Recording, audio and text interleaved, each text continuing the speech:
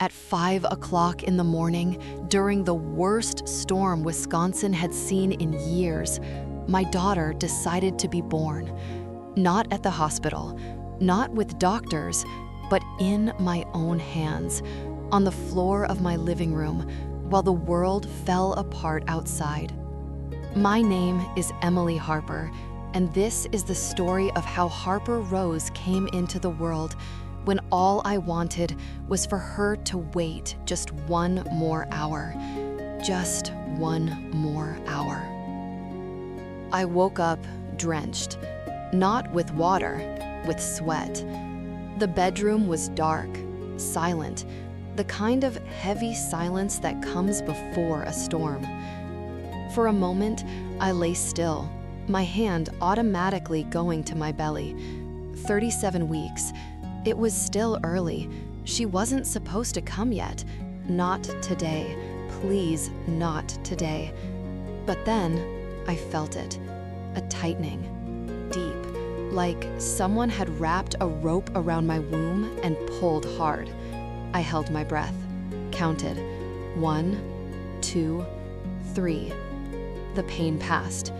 I breathed. Just practice contractions. Just Braxton Hicks. It will pass. But 15 minutes later, it happened again.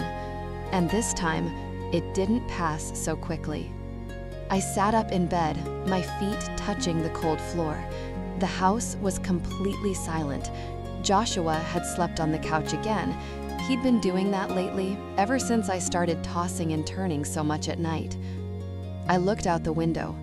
The sky was strange, black, purple at the edges. The trees were swaying violently. The storm was coming. I stood up slowly, one hand on the wall to balance myself. My body felt heavy, strange, like it wasn't mine anymore. I went downstairs, one step at a time, holding on to the railing.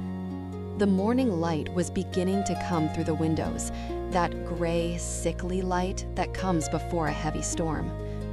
I reached the kitchen, got a glass of water. My hands were shaking. Another contraction. This one was stronger. I gripped the sink, leaned forward, breathed through it. Breathe in, breathe out, breathe in, breathe out. When it passed, I looked at the kitchen clock. 5:23 a.m. Only 23 minutes had passed since I woke up, and the contractions were already coming every 15 minutes. That's when I realized, this isn't false labor. This is real. Joshua. My voice came out weak. He didn't hear. I walked to the living room. He was on the couch, wrapped in a blanket, sleeping deeply. Joshua. Louder this time.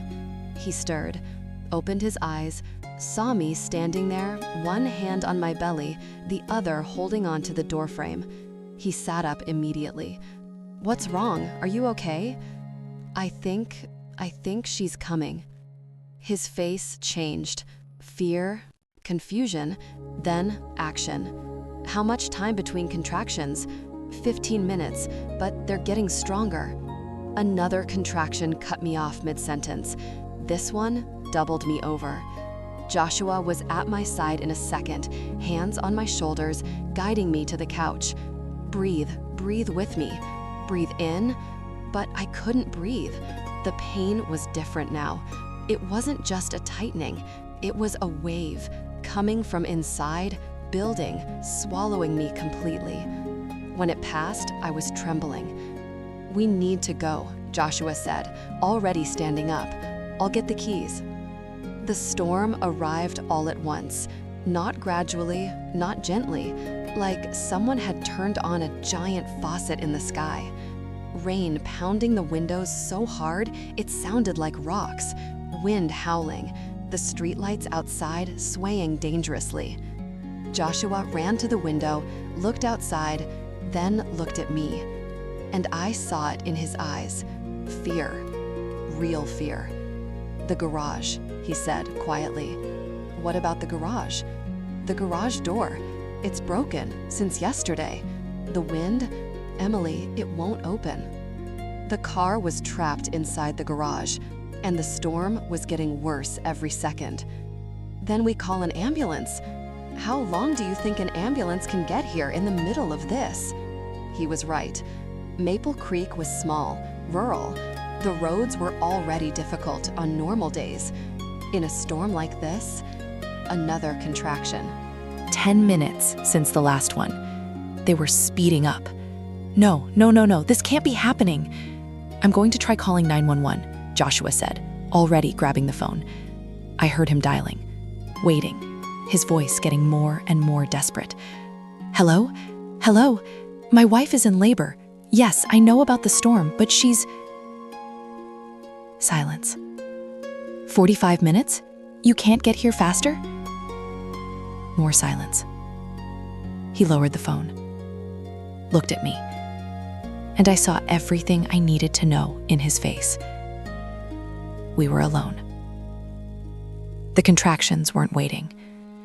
7 minutes. 5 minutes. 3. I paced around the room, leaning on furniture, trying to find any position that would relieve the pain. There wasn't one. Joshua tried to help, offered me water, held my hand, said comforting things I could barely hear through the pain. But nothing helped. At 6:15, I couldn't stand anymore. I fell to my knees in the middle of the living room. Hands on the floor, head down, sweat dripping from my face onto the carpet. "Allie, don't touch me," I screamed. It wasn't anger, it was instinct. My body had taken control and didn't want anything interfering. Joshua stepped back, hands raised, eyes wide with fear. "What do I do? Tell me what to do." Then I didn't know. I had no idea. All I knew was the pain, the unbearable pressure, the feeling that my body was splitting in half. "I can't," I cried. "Joshua, I can't do this." "You can. You're the strongest person I know." "I can't." Another contraction. This one different. Worse. With it came a sensation that filled me with absolute terror. Pressure. Pushing pressure. Like my body was trying to expel something. "No, not yet. I'm not ready. We're not ready." "Joshua," I gasped. "I feel her. I feel her coming down." It's okay. The ambulance is on the way." "She won't make it in time." We both knew. The power fluctuated. The lights flickered once, twice, then went out completely. Total darkness. Only the sound of the storm, and my breathing, and my heart beating so loud I could hear it in my ears. Joshua turned on his phone flashlight. The light bounced around the room, found my face. "Look at me," he said, voice shaking, but trying to sound steady. "Look at me, Emily." I looked. "We're going to do this, together, you and me, like always." Another contraction. And this time, I felt it. Burning, stretching. She's coming. "Joshua," I whispered, "I need to take off my pants." He didn't argue. He helped me, hands shaking as much as mine. And then I was there, on my knees on my living room floor, in labor, during a storm, with no medical help. The next contraction made me scream. It wasn't normal pain. It was primal, ancient, like my body had connected to every woman who had ever given birth since the beginning of time. I pushed, not because I chose to, because I couldn't not push. "I see her," Joshua shouted. "Emily, I see her head." Terror, relief, shock, all at once in his voice. "Don't stop, keep going. On the next contraction, push again." There was no next contraction now. It was all one continuous contraction now. My entire body was pain and pressure and the absolute irresistible need to push. I gripped the couch legs, leaned forward, and pushed with everything I had.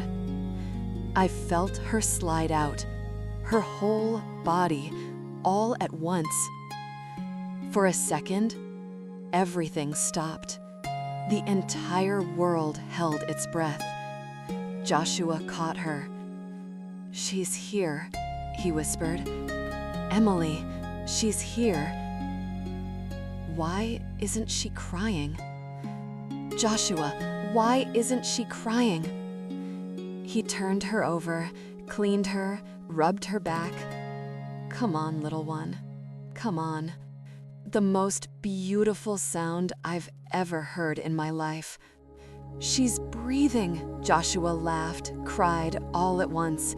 "She's breathing. She's okay." He placed her on my chest, and I held her. Tiny, wet, perfect, eyes closed, little body warm against mine, crying, alive, alive. "Hi, Harper Rose," I whispered, tears streaming down my face. "Hi, my love. You did it. We did it." Joshua wrapped around us, forehead pressed against mine, the three of us together on the floor. Outside, the storm began to pass, the rain diminishing from torrent to drizzle, the wind calming, and through the window, through the breaking clouds, a ray of sunlight. Small, shy, but there. The ambulance arrived 17 minutes later. They found us like that, on the floor, Harper on my chest, Joshua holding us, all trembling, all crying, all alive. The paramedics rushed in, then stopped. One of them, a woman with gray hair and kind eyes, knelt beside us. "You did this alone?" she asked softly. I nodded, couldn't speak. She looked at Harper, checked her vitals, then looked at me. "She's perfect," she said. "You're perfect. My God, you're a miracle." They took us to the hospital, stitched me up, checked Harper 1,000 times, surrounded us with machines and monitoring and medical care that arrived too late to matter, because by the time they got there, we had already done the impossible. That night, after Harper fell asleep, after Joshua finally closed his eyes on the hospital couch, I stayed awake looking at her. So small, so perfect. And I thought about how she came into the world, not in sterile silence, not under fluorescent lights, but in chaos, in storm, in fear. And yet, she arrived. Harper Rose is 6 months old now. She's strong, determined, fierce, exactly as she needed to be to survive that night. And every time there's a storm, I hold her and tell her story. About how she didn't wait, about how she decided to be born when the world was in chaos, about how she taught me that sometimes, life doesn't wait for the perfect moment. It doesn't wait for us to be ready. It doesn't wait for clear skies. It just happens. And all we can do is hold on tight, breathe deep, and trust that we're stronger than we ever imagined we could be. Harper Rose Harper, born at 6:47 in the morning, during the storm of the century, on the floor of our living room, in my hands. My miracle. My warrior. My daughter.